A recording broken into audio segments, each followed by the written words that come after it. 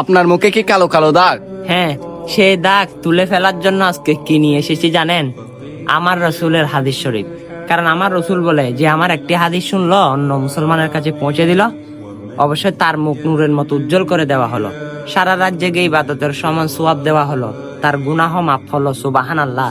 হ্যাঁ, আত্মীয়তা ছিন্নকারী কখনো আল্লাহর বেহেশতে প্রবেশ করবে না।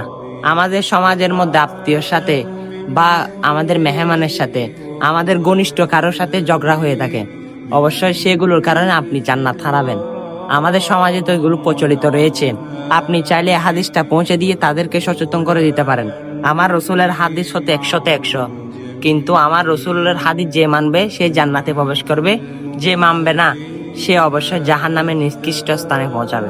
আপনি শুনেছেন আত্মীয়তা ছিন্নকারী আল্লাহর বেহেশতে প্রবেশ করবে না। এই হাদিসটা অন্য মুসলমানের কাছে পৌঁছে দিয়ে তাদেরকে সতর্ক করে দেন। আমিন।